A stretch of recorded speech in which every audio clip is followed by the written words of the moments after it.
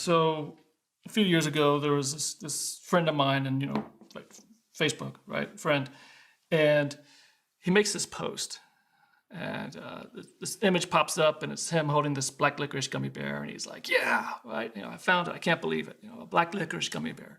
It's just like the other ones, except for it jumps higher." I write, "Wow, really?" And he says, "What, Loki? It's not racist. It's a positive stereotype." Now, before I could tell him there's no such thing as a positive stereotype, one of his buddies jumps in and says, "Yeah, and the yellow ones are better at math." That becomes a cue for all of his friends, his like-minded friends, to just to pile on. It just gets worse and just starts going downhill. And that's when I realized, I'm like, wow, these guys are racist and they don't even know it. And that's why I'm making this film, because doing nothing's not an option.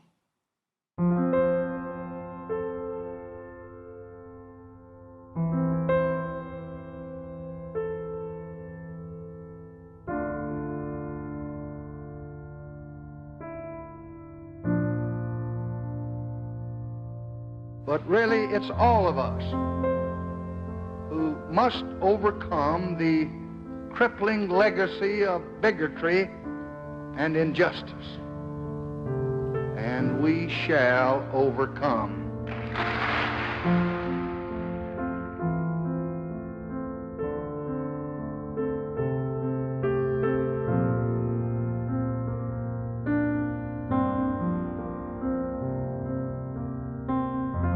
I don't know if I could have done what my mother did.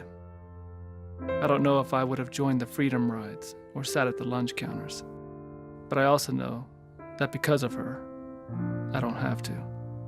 And yet my family's darker legacy compels me to speak publicly about my family's and our nation's past, to try and help right the wrongs we all face today. Before the war, our family had over 100 slaves. And when it ended, they were all told that they were free to go, but if they stayed, they'd be paid. Now, if they left, they could never come back. And of those 100 slaves, only one left. Because that's how well we treated our slaves. They were like family.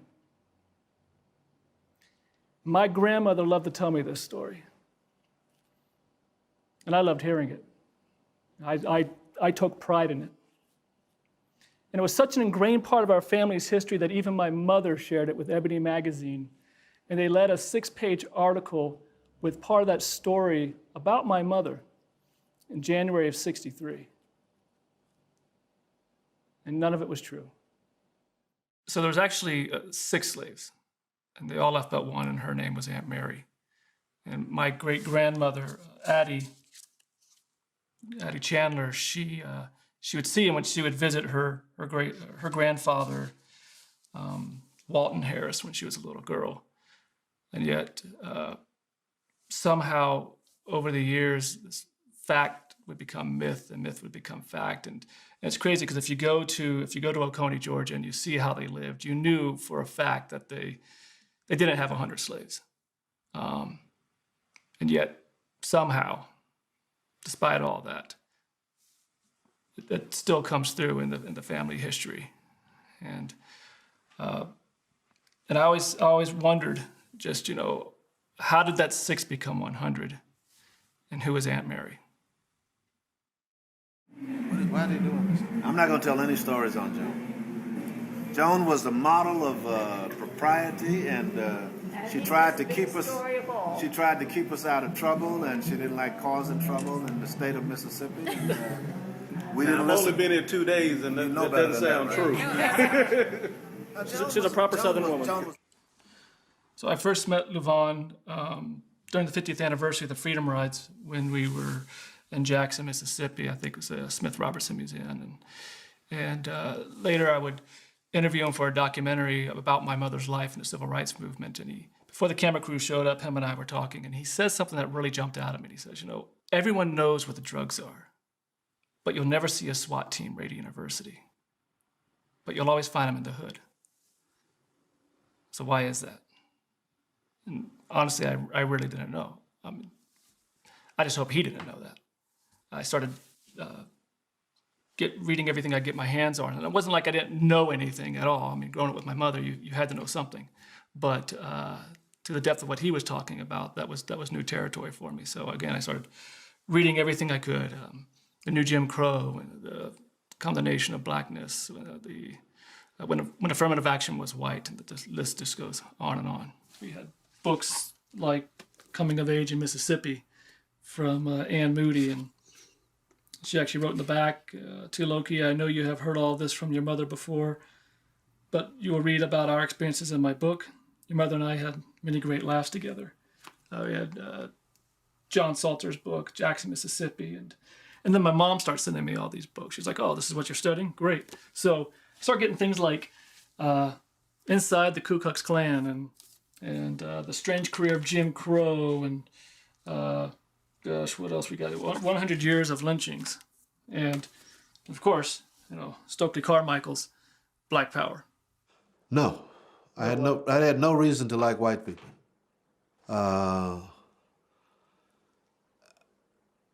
If you first of all, you're not told anything about white people that's good. My grandmother, I lived with my grandmother the first 5 years of my life, and she lived on land or housing that the white families had put up. And so she saw that, and I lived with her for a while.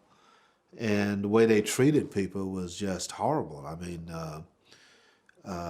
it's like sometimes you don't even have a name. Like my grandmother was Aunt Annie because she was old. So it was Aunt something, and not even Aunt something, it was Auntie. And then you became uncle. You never had a freaking name. And you knew you didn't have any rights. You couldn't do what you wanted. You had to be careful what you said. And sometimes we didn't have enough to eat, and what we ate basically was my grandmother would make cornmeal bread, and we'd put that in water with sugar, and that would be dinner.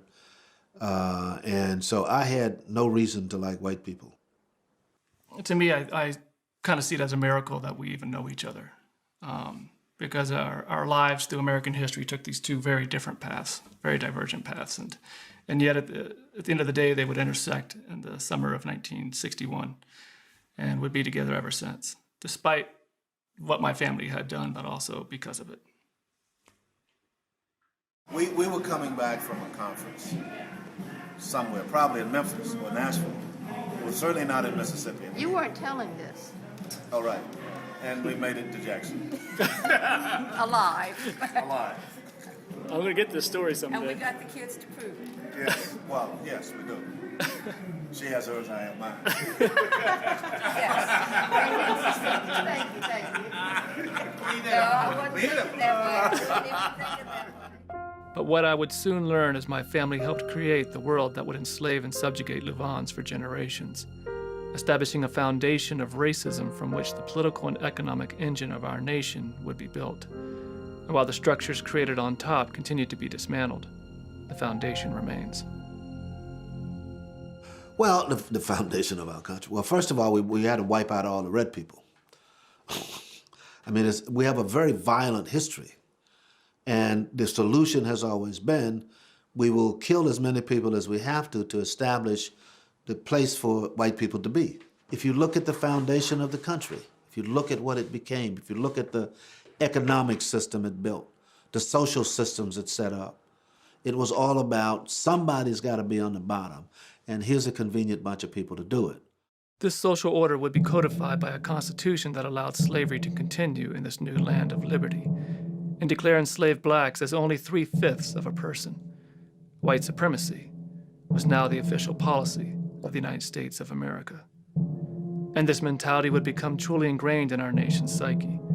From 1789 to 1850, 80% of our presidents owned slaves, 8 while serving as president. 18 of the first 31 Supreme Court justices also owned people, and the interests they looked out for and the policies they ruled on would have a lasting impact. So I want to show you something here as well. So since our first Continental Congress in 1774 until today, over 12,000 people have served in Congress. And over that 240 plus year period, only 3% have been women or people of color. And of that 3%, a third are serving right now. So the other 97% have been white men. Because remember, women, at least white women, couldn't vote until 1920, and African Americans, all African Americans, couldn't vote until 1965. Now, there was this short period of time during Reconstruction when black men could actually vote and even hold office. As a matter of fact, the first one to do so was Hiram Rhodes Revel of Mississippi. He was a U.S. senator in 1870. That's shocking to a lot of people I know because, you know, it only took Mississippi 148 years to get around to ratifying the 13th Amendment in 2013. That's the one that freed the slaves, by the way. So a lot of things that are set up to make sure that people fail. Now, people argue, well, there's nobody sat down and thought this out. Well, you're wrong. Because the influences of policy were the same people like Mitch McConnell and those people who come from a thing that says, you know, blacks, we don't want them to get too far. So they don't have to think about it. That's just how they're going to function. And it's not just the folks from the South. I mean, Pennsylvania, sometimes I'd rather be in Alabama than Pennsylvania. Let's stop kidding ourselves. So even though people didn't sit down and say it, sitting in the room was the philosophy that says we have to take care of our own. And that does not include black people. So you didn't have to sit there and say, there doesn't have to be a grand conspiracy against black people. It's already built in. It's already built in. We have this weird thing with history. We have we like to see it as episodic, right? We tend to see it as if it's happening in a vacuum, right? Things just happen and then they just disappear, but history's not like that, okay? It's fluid, it flows, it weaves in and out, and we're all downstream of the past, right? Even if we suffer from what I like to call the I never owned any slave syndrome, right? It's the type of thing where, you know, where we compartmentalize history and then say it has nothing to do with us, right? It kind of goes like this. It's slavery happened, Dr. King had a speech, and Obama's been elected president twice, right? We've arrived, all right? Hallelujah, guys. We are a post-racial, colorblind society. But isn't it interesting that when you take color out of it, everything's still black and white? Sometimes you don't have to do anything. You just kind of ignore what's being done. Guy shows up with a gun where the president's speaking, and you allow that to happen? Why? Why is that okay? So, you know, people talk to me a lot about how things are different, and things are. I mean, I'm not an alarmist that says nothing's different. But when you allow that to happen, that should be a message to people that says somehow people still think that if there's a black person in ascendancy, like the president, that's not a good thing. That means these niggas that we thought we had under control are now in our White House. Take back the White House has nothing to do with a change in government. It's called let's get this nigga out. That's what that's about. It has nothing to do with anything else.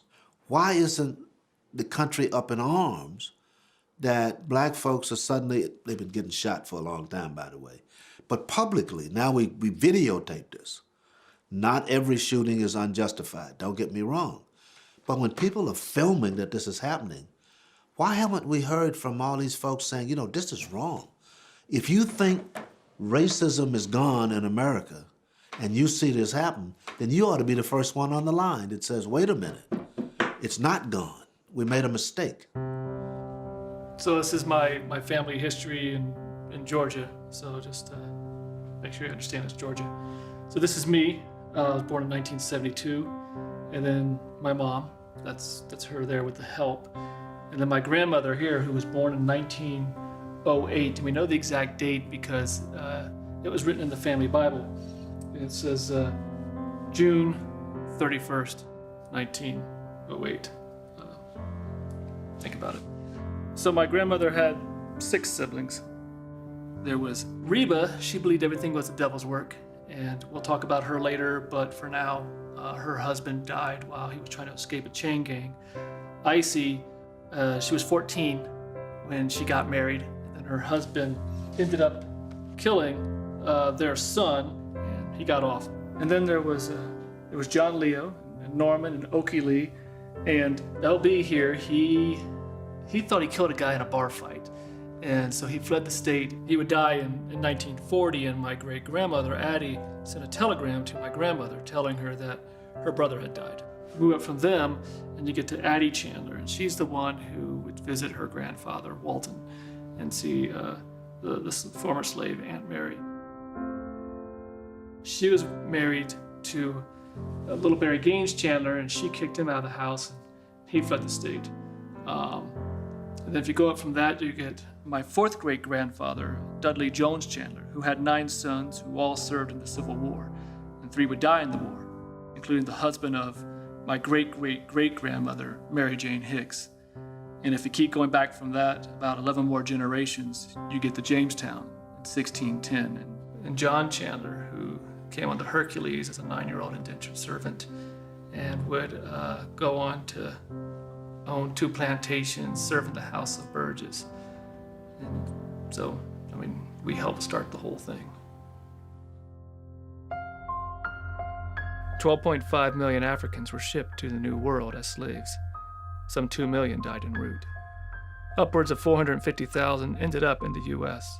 But by 1793, slavery was in decline until a single invention, the cotton gin, led to an explosion in forced labor as more land was stolen from American Indians and cotton fields planted. By 1810, cotton exports went from a mere 500,000 pounds to 93 million, while slavery would grow 70% to 1.2 million, eventually reaching almost 4 million enslaved blacks by 1860. I've read a lot about that period, but I just recently read a book about kind of the economics of it and how it worked and how many people made money. And some of the wealthy families now who got their start during slavery. Now, that's not talked about, but if you think about it, if you have a family who made their money, who came to where they came to be, dealing in human misery, or you came from that, that's your background. You know, my great-grandfather was a slave. So I can be ashamed of that, or I can say, wow, I'm here, and my great-grandfather, not too far back, was a slave. Many people, and I think that's part of why we haven't had a dialogue among black people about slavery, is they're ashamed of that. I am not, because it had nothing to do with my great-grandfather and everything to do with how much could he contribute to the pockets of the Southerner who was growing the cotton, the Northerner who was shipping the stuff over to England, or the English who were making money making materials out of the cotton. That kind of thing has been set up and it still operates. And that's why they walked away, the North walked away during Reconstruction. That's why a lot of the deals got made with the Southerners during the Civil Rights Movement. And that's why you weren't able to make progress, because they are locked in and have been for years. This is the slave ledger of our family, of my fourth great-grandfather, Dudley Jones Chandler. On our trip to Georgia, we went to go visit the home of Dudley Jones Chandler to see where those slaves would have been.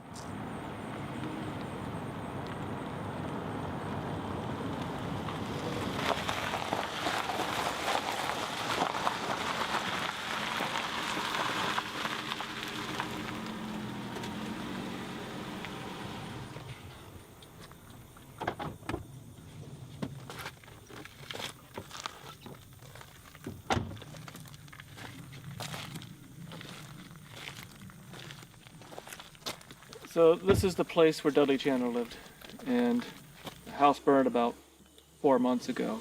This is what's left. But somewhere out here is where 9 slaves would have lived. I wish I'd been able to see the house, but it's gone. The Confederate flag is down. I guess it all represents the end of an era. At least I hope so.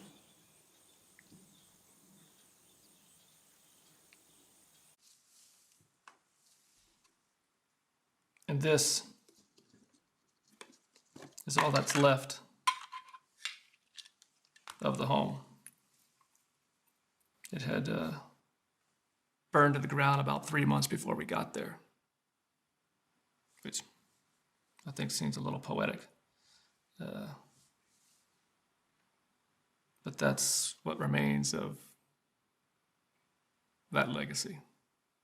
I could never understand why the number of slaves increased in America when they stopped bringing them across. I says, how could that be? Well, basically, they were breeding slaves. So in the East or in the South, people would basically be growing slaves so they could send them to the tobacco fields or to the cotton fields or to the sugarcane fields. I never understood fully what it meant that, slaves were property until I started finding these documents about my family. And this was from an abstract from the Grantville County, North Carolina deed books. And in it is David Chandler, and he's deeding people to other people. To his daughter, one Negro woman named Aggie and her 2 children, Ann and Ellador. To David and Phoebe, one Negro named Rachel. It goes on, a woman named Whitney and 2 children. A woman by the name of Huda, one Negro girl by the name of Harriet. And to Thomas Chandler, one girl by the name of Ritter, one boy by the name of Spotwood, one bed and one furniture as well. In all, there was, I think, about 23 people that he gave away to his family members. And an interesting one as well was one that he gave to John Chandler, his son. It says, one Negro girl by the name of Mary Ann, together with all her future increase, which tells me that she might have been pregnant at the time. But he was, you hear that, and it puts it in perspective that that's what my family did. I mean, it was human trafficking. Something has to happen in your mind for you to look at a person or child and say, well, that's going to be sold to Mr. So-and-so, and you never look at them as human. And that's what this country is built on. The Indians were treated that way. They were in the way, so we got to kill them and move them. We got to march them across the country, give them some diseases, kill off a few that way.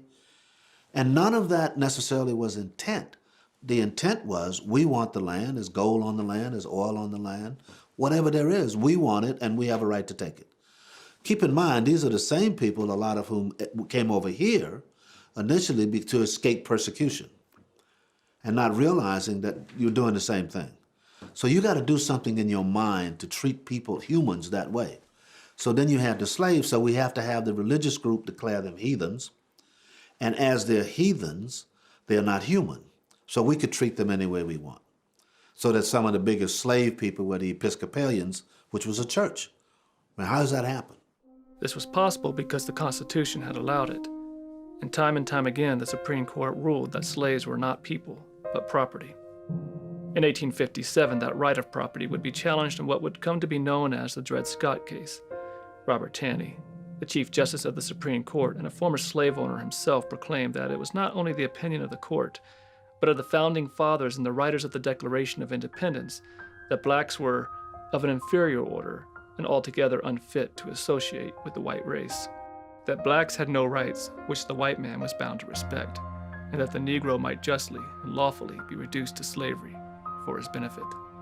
The following year, during the Lincoln-Douglas debates, Abraham Lincoln declared that there must be the position of superior and inferior, and I, as much as any other man, am in favor of having the superior position assigned to the white race. Lincoln would go on to free millions of people and pay for it with his life, but his words would echo for years to come.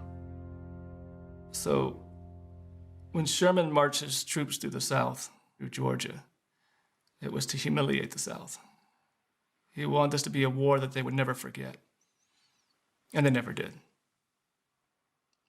My great-great-great-grandmother, Mary Jane Hicks, lost her husband to the war and was so destitute that she had to boil dirt just to survive, to feed her 7 children.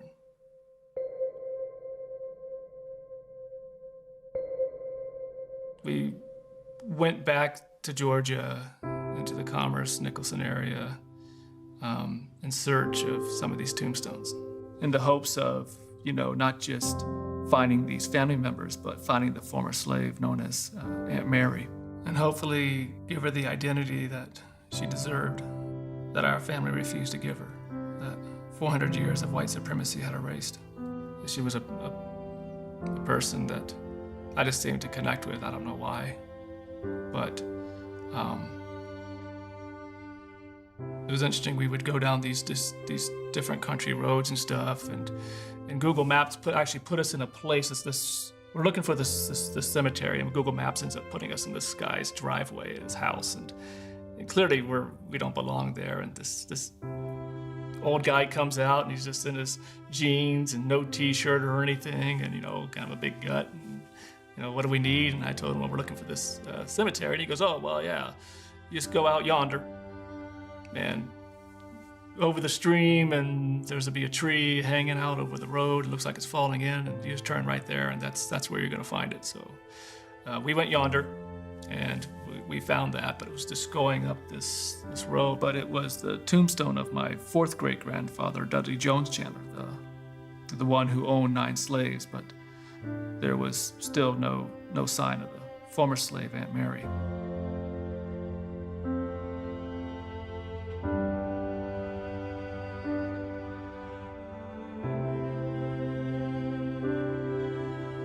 We did eventually find my great-great-great-grandmother, Mary Jane Hicks, and ended up that her tombstone was in a different spot.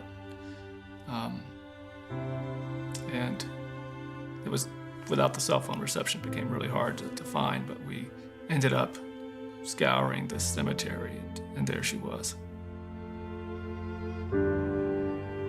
It's a sense that, I don't know how to describe it.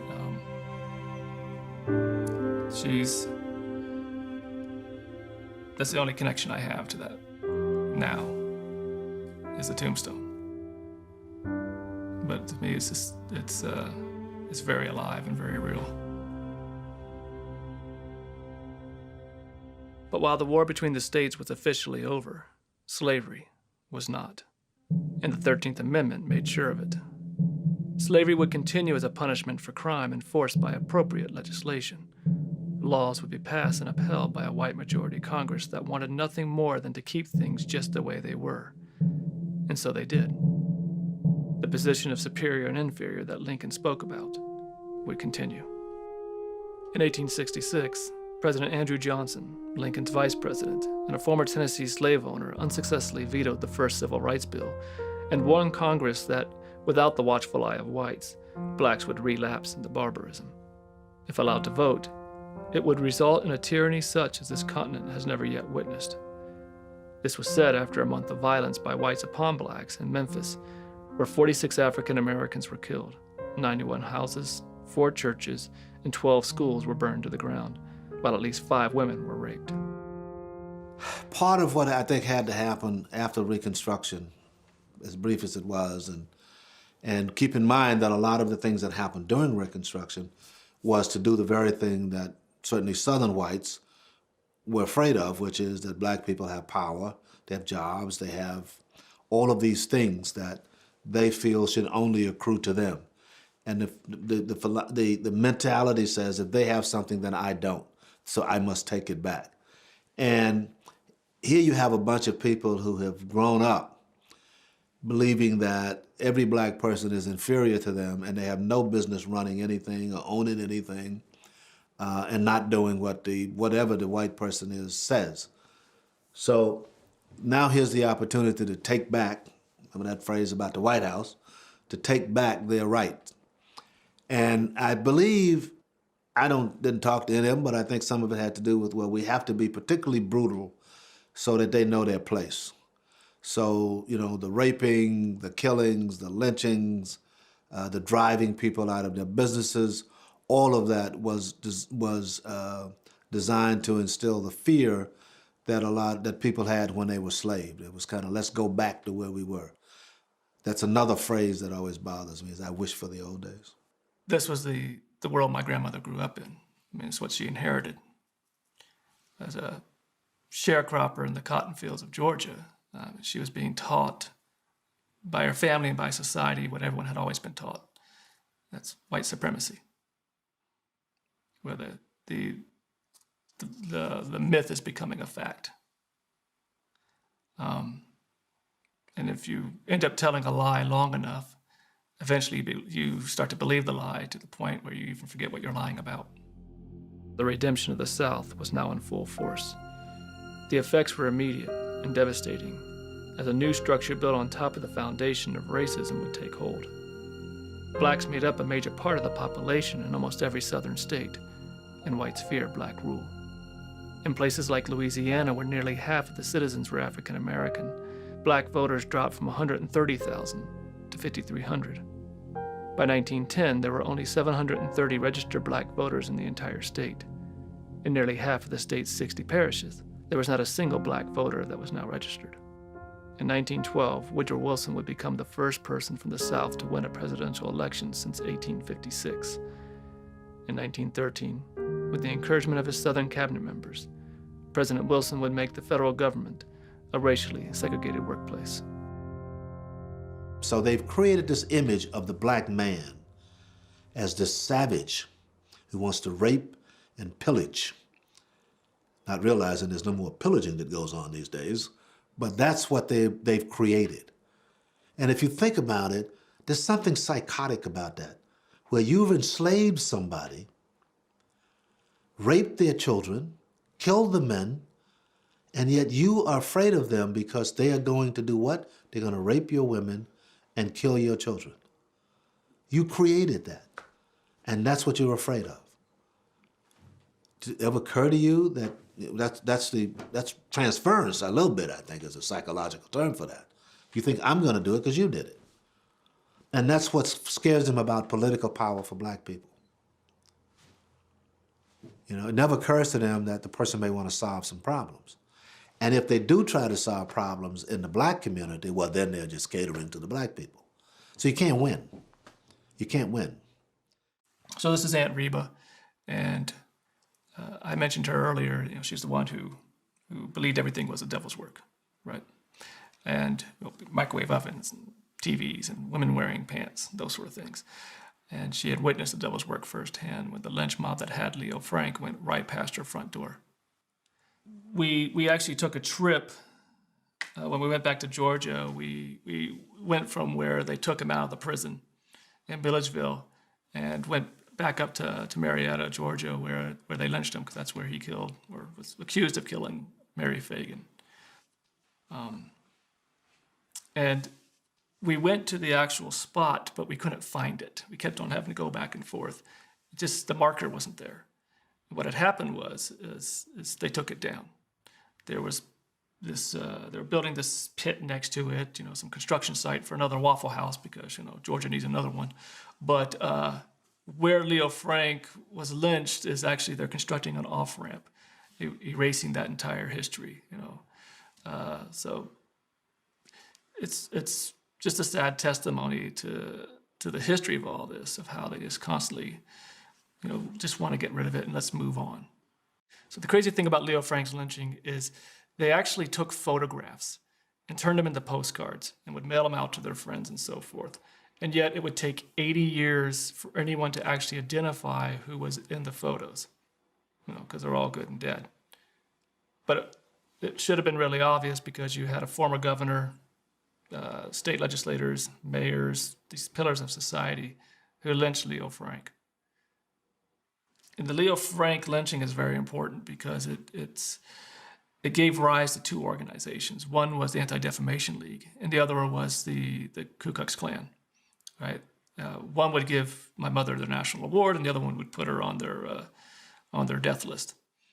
And now the Klan was reborn in a place called Stone Mountain. And imagine take Mount Rushmore, combine it with Disney World, and give it this super racist history. And that's Stone Mountain. So I wanted to get something out of Stone Mountain, take back with me, and I mean the place. We go into the store and it's just everything is just Stonewall Jackson and Robert E. Lee and these sort of things. And so I found a Christmas tree ornament, right? Because nothing says Christmas and the birth of our Lord and Savior Jesus Christ than the defenders of slavery. I mean, this is how bizarre the place is. And of course, the thing was made in China, so I had to buy it. You take this tram up to the top of the mountain, and you can see it just for miles everywhere. But people are taking like engagement photos and things up there as well. They have no idea what took place. That the Klan was burning crosses up there, announcing to the world that they were back with a vengeance. The Klan's power grew rapidly. At its height, 1 in 5 white eligible males was now in the Klan. In some regions, it was as high as 40%. They literally controlled elections in some states and would be the driving force behind many of the lynchings that, starting in the 1880s, had become a blood sport. Between 1880 and 1890, one person was lynched every other day in America. From 1880 to 1968, roughly 4,700 people were lynched, one a week, for 88 years. But these are only the ones we know about.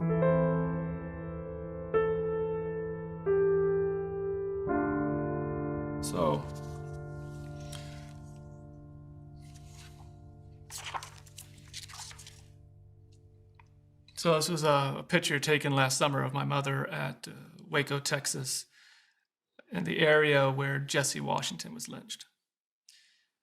Jesse was accused of raping a white woman, had a very speedy trial, and was rushed out to this courtyard where 10,000 people were waiting, this mob scene.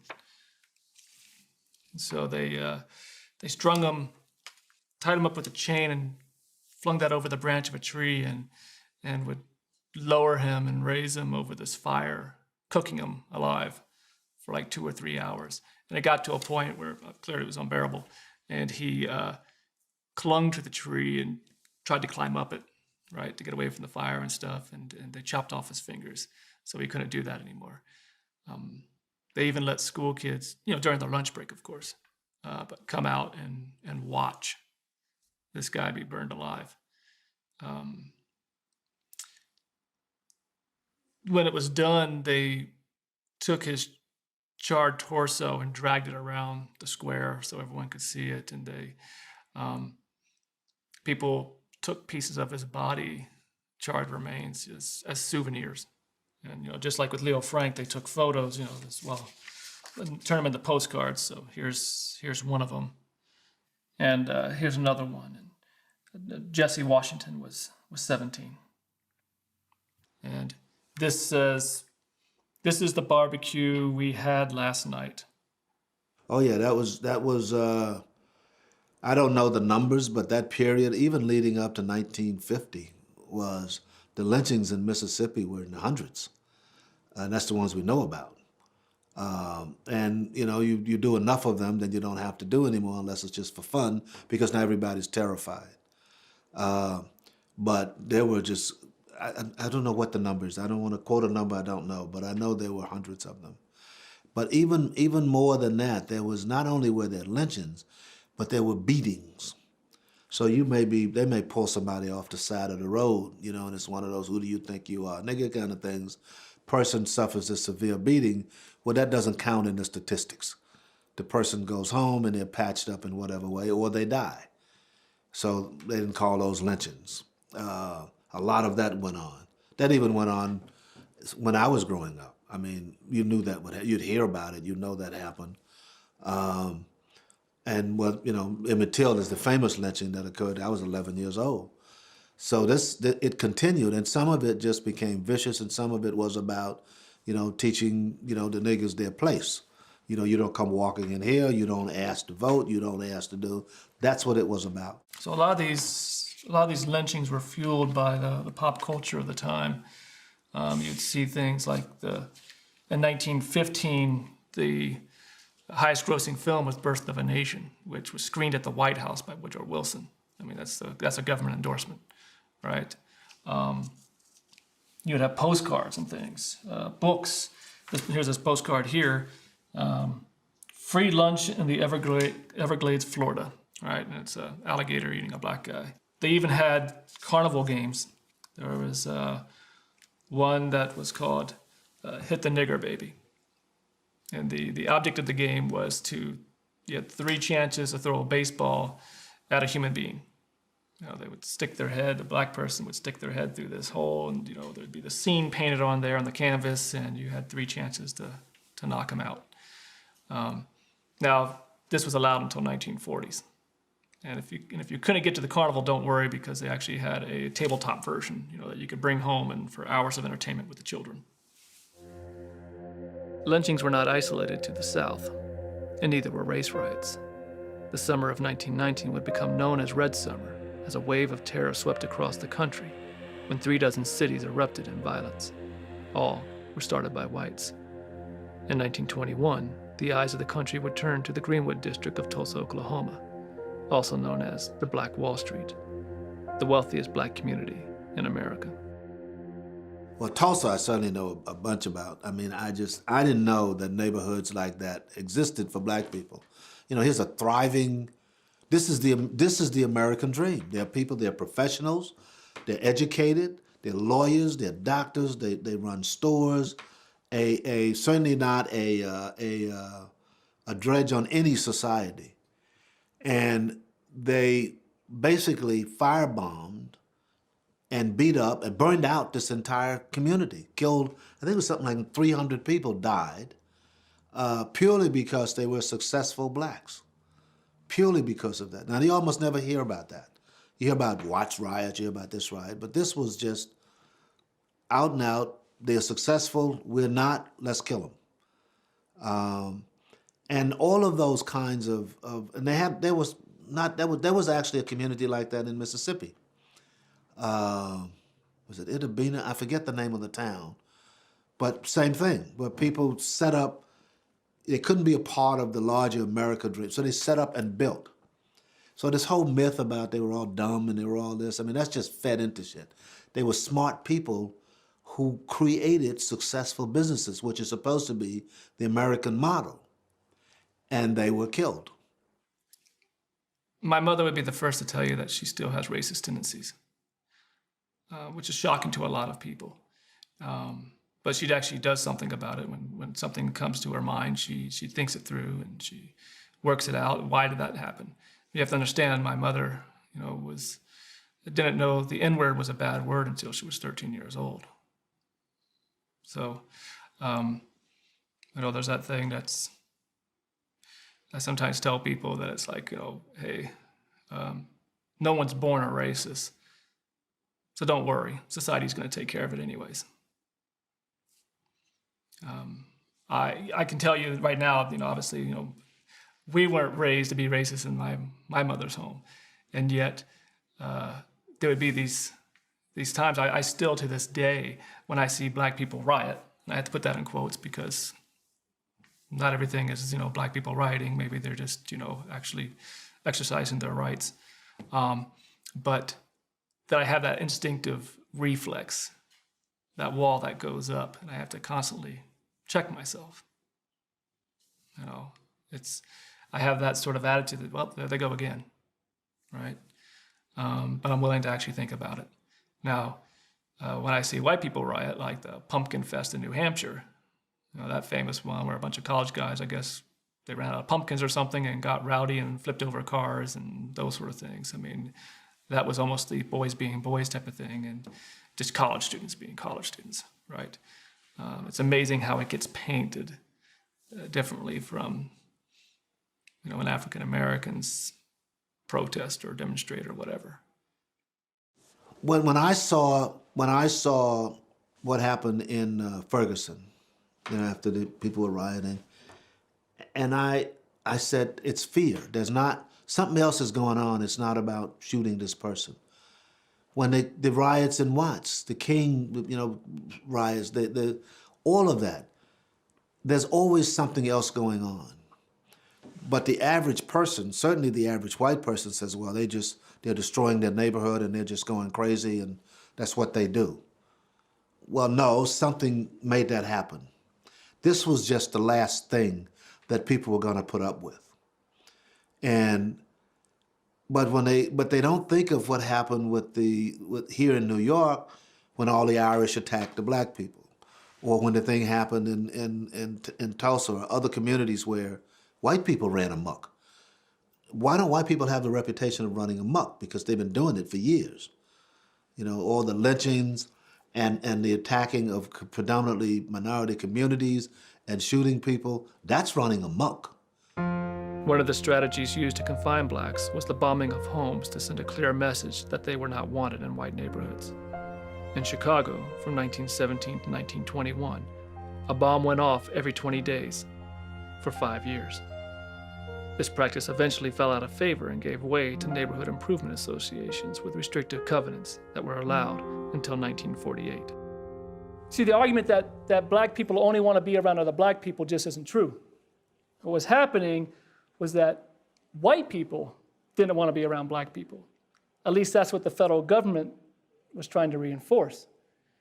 See, in the 1930s, when they created basically what we call mortgages today, they did it under what's called the Homeowners Loan Corporation, or HOLC. And it came with a very controversial practice called redlining, which basically institutionalized housing discrimination on a national scale. Okay? And redlining was a rating system that used a color grading of neighborhoods based on their quality. Right? The lowest quality neighborhoods were rated red and basically never got HOLC loans. And you can probably figure out by now which neighborhood those were. And people will swear to you that didn't happen. There was redlining, and then there was blockbusting. So if a particular real estate person wanted to get everybody to sell in the community, they'd buy a house, move a black family in, and all the white people would run. Now, you have to ask yourself, well, why are you running? But they were so trained to think that any black person comes in, well, now my community is going to be a slum, and they're going to rape me and beat me up, so let me leave now. I'll sell for nothing. So that's what used to happen, and they would get out of the neighborhood. And I never understood it until I realized it's got to be all about race. Because if you can afford to buy a house in a community, you're going to take care of your house the same as they will. But they had been trained to say that if there's a black person in your neighborhood, they only live in ghettos. So they won't be happy until they turn your community into one. So people's mind would say, I better sell before they get too many of them. Not thinking if you don't sell, if nobody else sells, there's only one family. It's not, they don't think logically when they start thinking that way. But those were tools to keep people out. They have to live in this community. A lot of zoning laws are about that now. Prior to the 20th century, there wasn't anything that resembled a black ghetto. But by World War II, their foundations had been established in almost every northern city. In 1890, most black neighborhoods were less than 10% black. In short, a black neighborhood was 90% white. By 1930, things are very different. In Chicago, the portion of the black ghetto that is black goes from 8.1% to 70%. And 95% of all of Chicago's black residents now live in these black ghettos, while only 3% of Chicago's Irish population live in the Irish ghetto. And what's interesting is that most whites would tell you in this day and age that they are for integration, but as long as it's not in their neighborhood, right? There's a study that was done by the Washington Post that the majority of whites were, there was asked, and the majority of whites said that they felt the ideal neighborhood was 80% white and 20% black. Whereas the majority of blacks felt that the ideal neighborhood was 50-50. When I was growing up, we had a very, I forget what grade this is, but I just pull this out. But when I was growing up, 1979, all right, so I was, born in 72, 79, 7 years old, right? 7 or 8 years old. And this is Mrs. Strauss's class. And you can see we had a very diverse class. There was the Southeast Asians that were coming in, and we had the African Americans there, and it was nice, you know. But my neighborhood didn't look like this. I think we had one black family. I don't know if it was even a family. I know it was a black guy, and he was always out there washing his red Corvette. I thought that was the coolest thing down on 6th Street. The Southeast Asians all lived in a place in these apartments down off Columbia Pike that we called Little Saigon.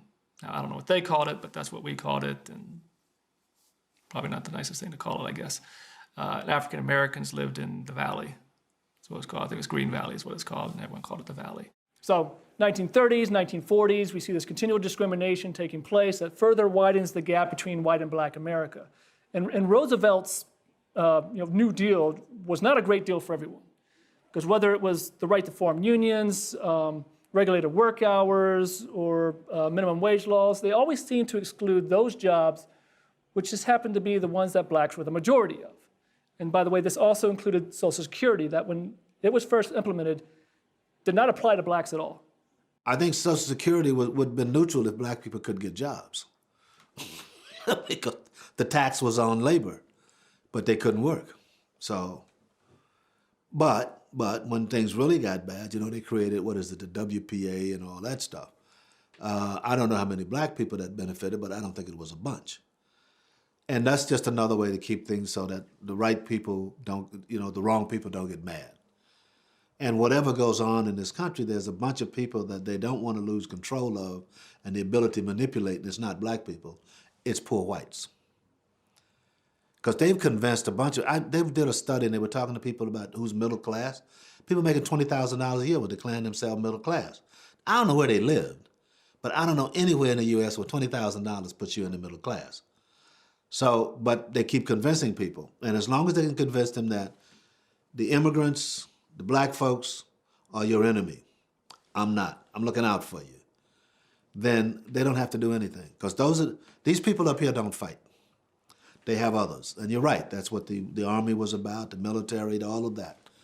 But they still made sure that on the return trip that the people that stayed in charge, the jailers, remained poor and middle-class white people. Segregation stretched into every corner of American society. This was true of the military as well. In 1939, of the roughly 190,000 soldiers serving in the Army, only 3,600 were black. In the entire armed forces, roughly 335,000 troops, there were only 5 black officers. 3 were chaplains. And Henry Stimson, the Secretary of War, admitted that the military was requiring rigid literacy standards to keep down the number of colored troops. One of the funny things is that what they realized was that quickly realized was that the Southern white males couldn't read either. And that, as a matter of fact, Northern blacks had finished more schooling than Southern whites. So what the Selective Service did was just do away with all this literacy nonsense and just use the racial guidelines like those used by Nazi Germany. My mom learned that the war was over.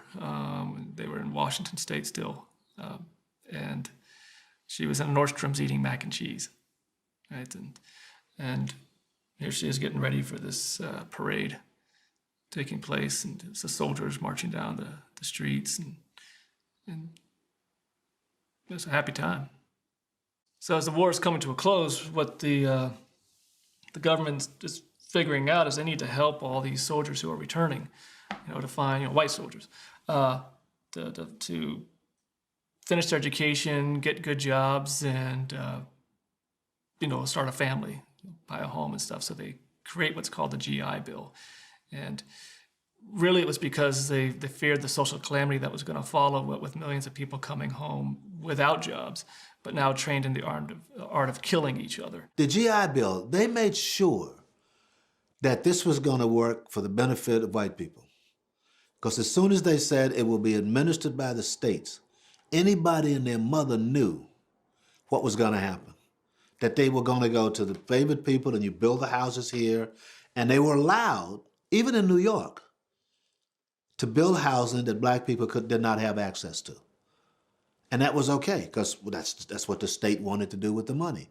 So, the big boys could say, well, we did what we had to do, and, anybody that was a soldier benefits. Now, the education part, a lot of black people benefited from that. But then where are they going to go?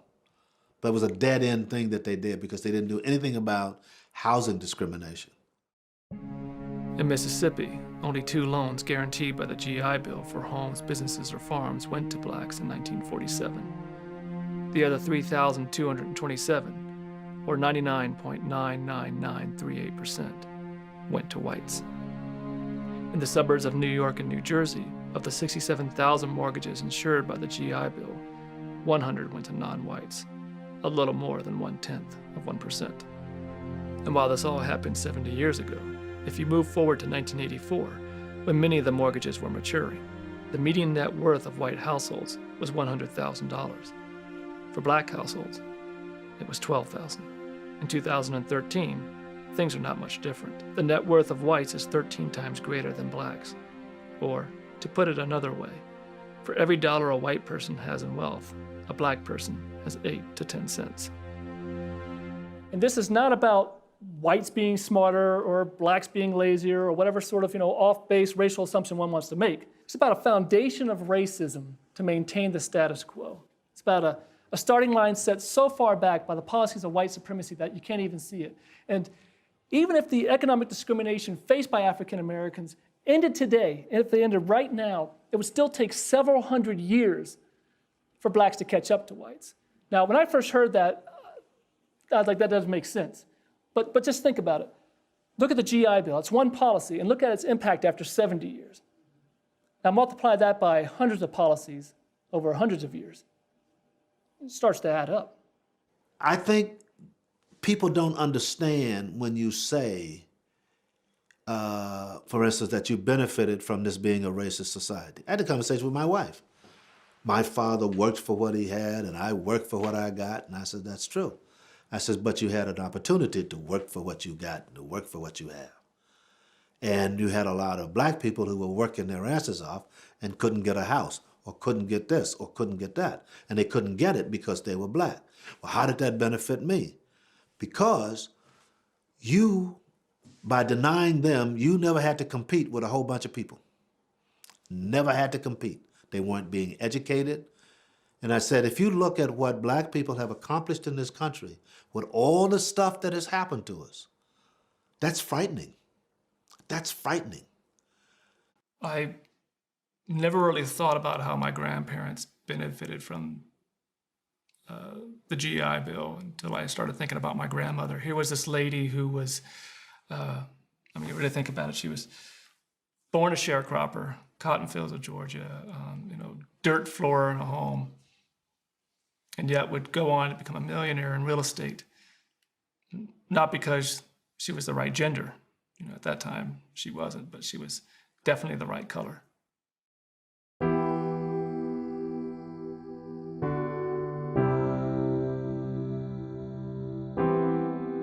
So when I was working on this film, we were going to go back to Georgia, and I asked my mom if she wanted to come along because I knew for the past couple of years that she had been wanting to see some of the old family sites one last time, type of thing.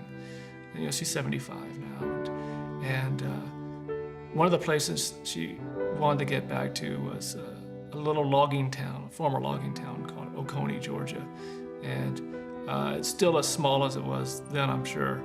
And this is the place where my mom would go and visit her grandmother, Addie Chandler, when she was a little girl. They had just gotten indoor plumbing at that time. Now, indoor plumbing then meant that, it was just a pipe back to some well or something like that.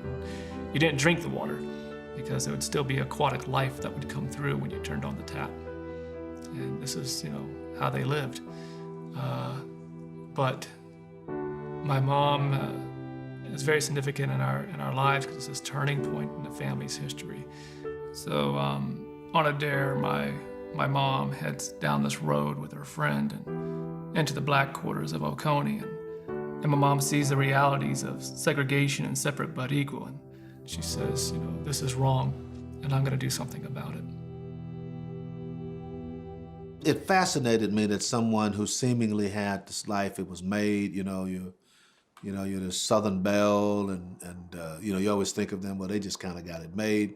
They kind of vapid, and they don't really know a whole hell of a lot, but they got it made, and they're going to get the husband and do the whole thing. And here's a woman that said, you know what? I don't need all that. What I need to do is go fix something that I see is wrong. And I am willing to risk whatever losses I take to do that and stand by that. And I think because of that attitude, by the way, I think that's why Jones was so embraced.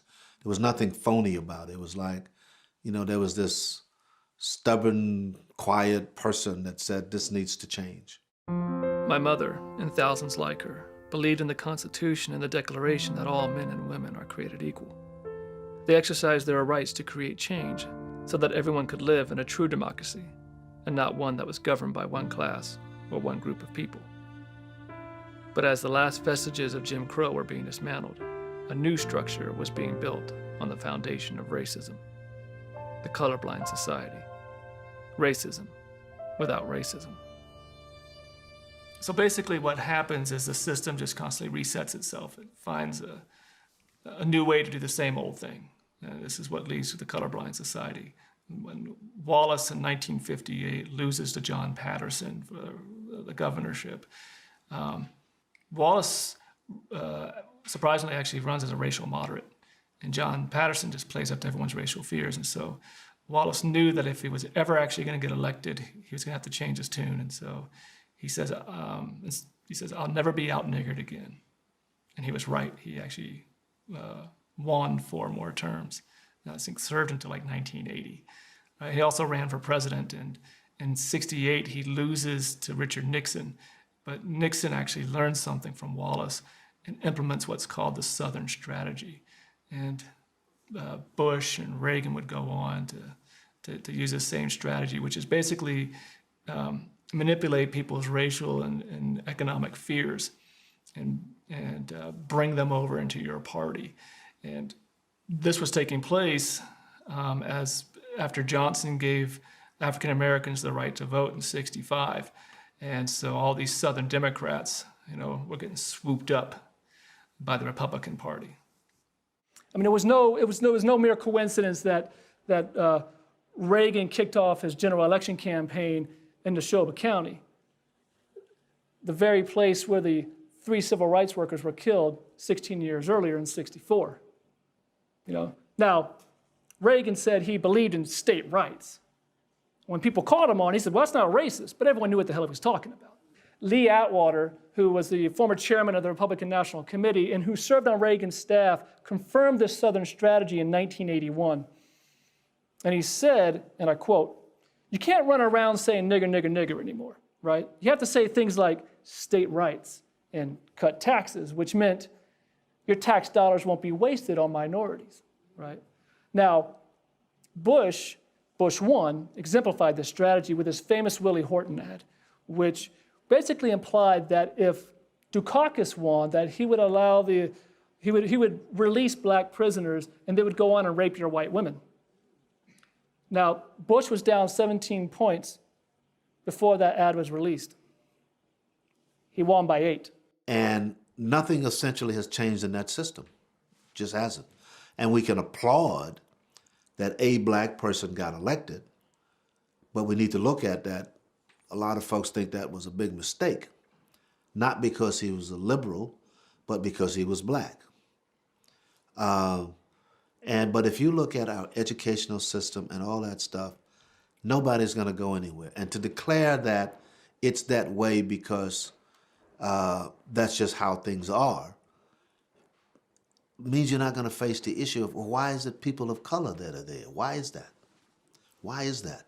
Now, I will tell you that one of the things that ought to happen in this country is that poor white people and black people ought to get together. But they have constructed over the years ways to keep that from happening.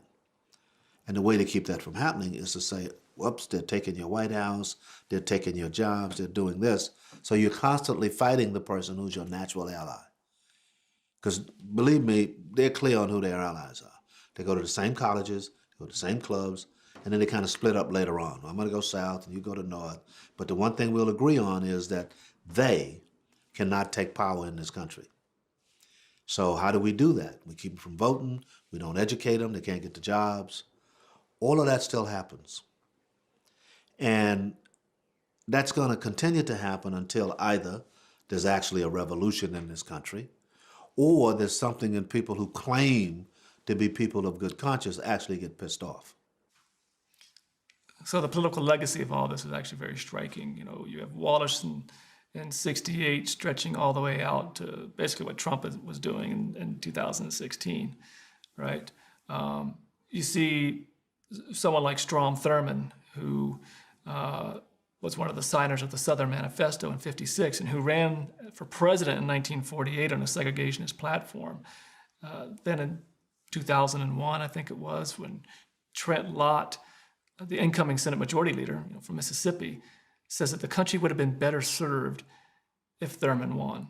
Now, of course, when everyone called him on it, he backpedaled and said he just regretted that the way his words were interpreted. So this is why you have something like Georgia's 2 strikes, you're out rule. Michelle Alexander explained it best when she said that it was only invoked against 1% of white defendants facing a second drug conviction, but against 16% of African American defendants. And so what ends up happening is that those serving a life sentence under this provision, 98.4% are African American. 98.4%. Now, if all you knew was the 98.4% and didn't know the why, what else could you possibly assume? I mean, understand, we've been conditioned to see things a certain way, to think a certain way. And that's why when we hear something that contradicts what we think we know, we put up these walls to protect ourselves so that we can live in the myth, because we like the myth. Right? We're safe in the myth. We're comfortable in the myth. You'd almost think there is no white crime. Yet there's more white people in jail than there are black people. But you would think, they don't talk about it. And then they'll say stupid stuff when they do talk about black. Well, most of the black crime is against black people. Well, most of the white crime is against white people. Why don't we have that discussion? Well, because what they're really saying is we're afraid that the black people are going to do something to white people. So they don't even understand that in the same breath, they're contradicting themselves. If it's against black people. See, when they say it's against black people, they're justifying police behavior in the black community. That's the only reason they ever make that statement. It's not that they're saying we're concerned about that. They're saying that's why the police do what they do. We don't understand why black people complain about the police, because most crime on black people is against black people. So we need to be there, and they should appreciate that, no matter what we do. There's no reason to talk about white crime on white people, because that's not what they're afraid of. They're afraid of the black people doing something to white people. So it's like there's no conversation going on. It's just a bunch of statements that make no sense. And yes, black people steal, black people kill, black people do drugs, but so do white people. And you try to have a conversation about white crime. I've tried. As soon as they make that statement about black crime and black people, I said, well, I'd rather talk about white crime on white people. Because I don't trust any of you people because you steal my money. Wall Street was about white people, not black people. Yet you trust them, you keep giving them your money. I said, so if you get mugged by a black guy, how come all black people got to pay for that? You suffer a lot more when they take your savings and you don't have any money to feed your children than you do if you get hit on the head and your watch gets stolen. And yet, while whites and blacks commit crimes at roughly the same rate, their arrest rates are very different. If you look at a population of 100,000 white males in America, 478 are in state or federal prison. For black males, that number jumps to 3,023. Today, we have more African Americans under the criminal justice system than were slaves in 1850. And that's the real crime.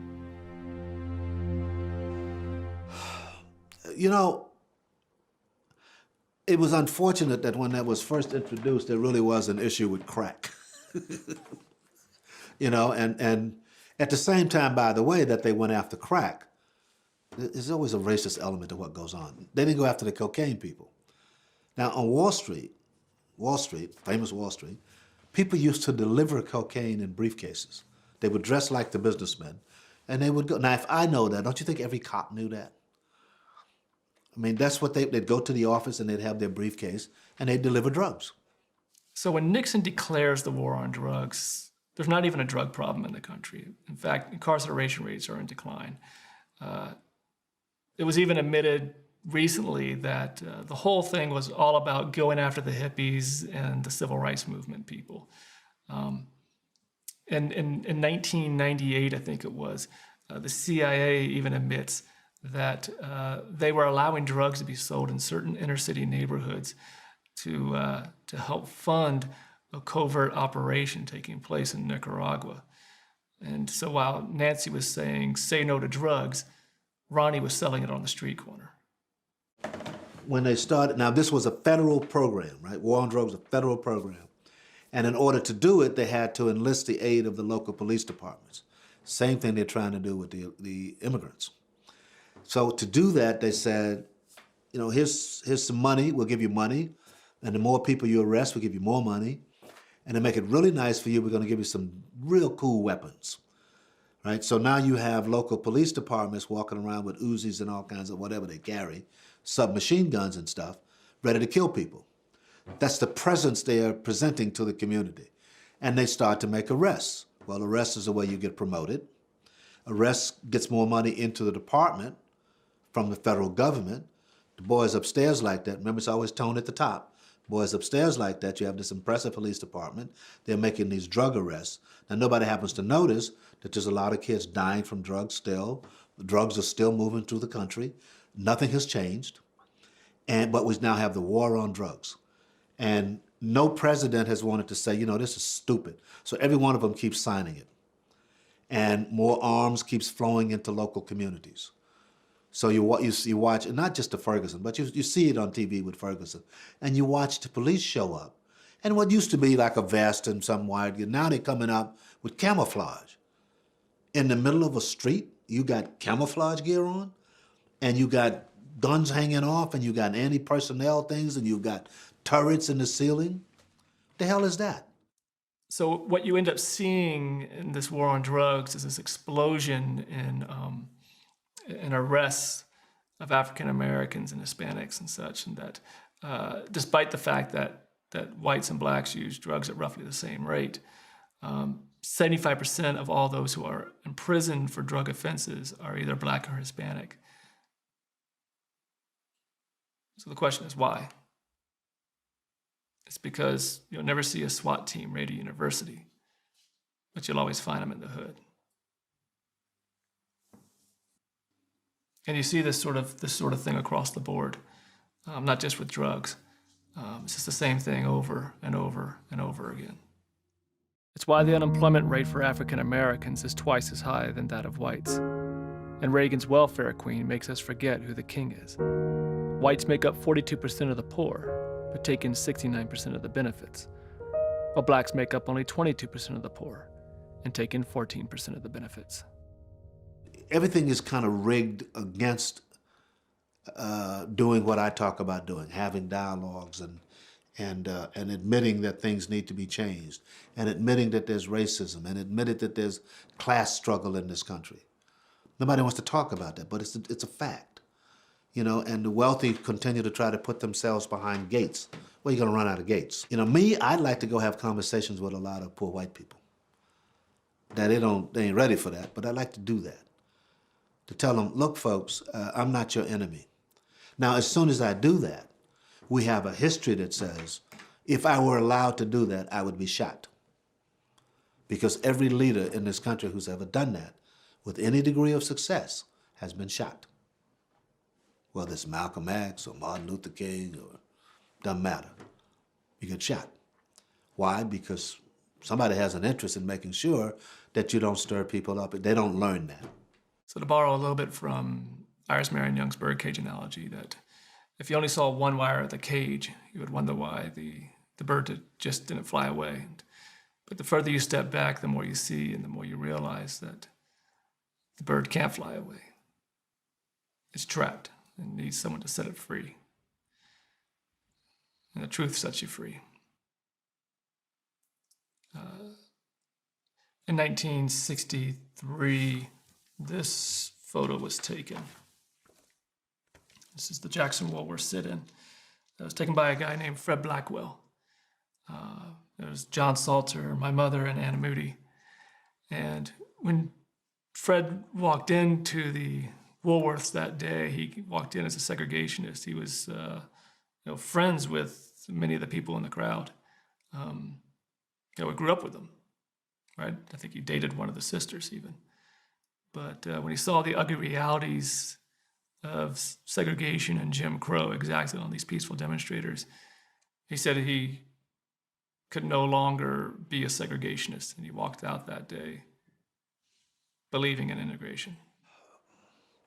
For me, I can speak to it all mattering for me because I believe, I hope, I don't know that I believe, I'd like to create a better world.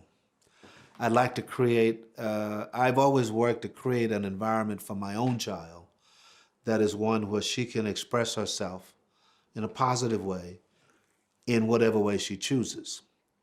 And I would like not to have her race get in the way. I'd like to see that happen for all kids, white and black. Because what people miss is that a white child in this day and age who grows up in an all-white environment and only knows how to relate to other white people is screwed. Because the world doesn't look that way anymore.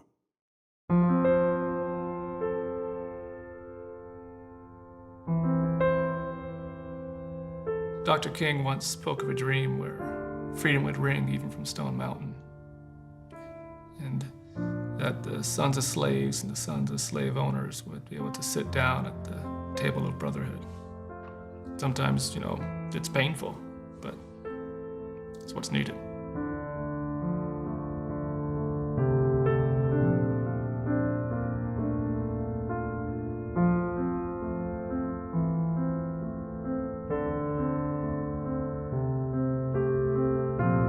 In 1991, my great aunt Icy passed away, followed by my grandfather in 96, Norman in 98, Uncle Oki and Aunt Reba in 99. With that, my grandmother was all alone. It's the last of her generation. She was being held over at a hospital after some heart tests and was going to be released the next day to a care center. And my mother had called her to let her know about the arrangements, that a family friend was going to pick her up, and my mom would see her that evening. My grandmother just was incensed. It was not proper. She raised her voice and said, "Joni, I'm getting out of here. They've got me in a colored room." My mom said she was going to ask her what color was the room. Was it blue or pink, purple?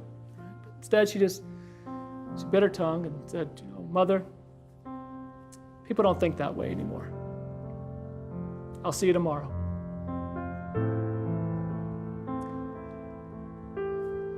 With that, my grandmother passed away. She was a wonderful grandmother. She was this Georgia sharecropper who owned 2 houses on the beach, one in the mountains and her home on the lake. And she bought homes for her poorer relatives and drove a Cadillac. Right? It was, and then when we turned 10 years old, she took us anywhere we wanted to go in the world. Wednesday night, every Wednesday night, we'd go to McDonald's. That's back when it meant something, of course. And when it was time for all 7 of her grandchildren to go to college, she paid for all of it. But she never told me who Aunt Mary was. Who is this one that stayed when everyone left? What was her hopes? What was her dreams? What was her name? This lady who's apparently such an important part of the family, and yet no one could tell me anything about her. Digging up in your family history, it's you don't get to pick and choose. Your family history is not a buffet, right? You don't get to leave the lima beans and take the barbecue. It doesn't work that way. You have to take it all. And it all, your family history sums up who you are, but doesn't necessarily define who you are. You get to choose that. My mother chose that in 51. And I continue to try to choose that today. We never found Aunt Mary. The grave sites we went to, you would think that because she was considered family that we would, but she was never there. She would never have been buried with our family. But the myth, continued even to the grave. Now, I'd seen this 1880 census before, over the years. I've seen it multiple times, but only for the first time recently. Because there beneath the names of my great-great-great-grandparents, Walton and Clarissa Harris, is Mary. Her last name is listed as Harris. She was 69 years old, which means she was probably born in 1811. She's a servant, single, no children, couldn't read or write. She was born in the very place that I was born, in Virginia,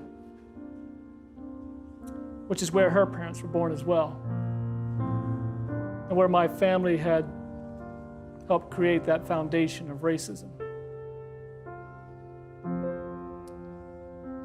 And as quickly as I could gather this information together, she was gone.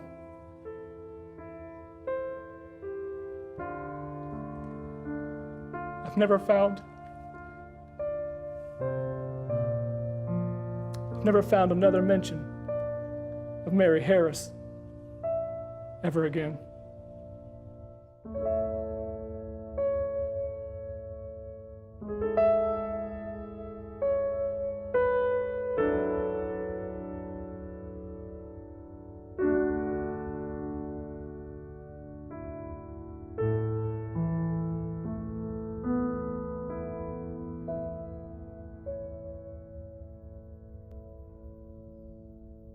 Steal away, steal away, steal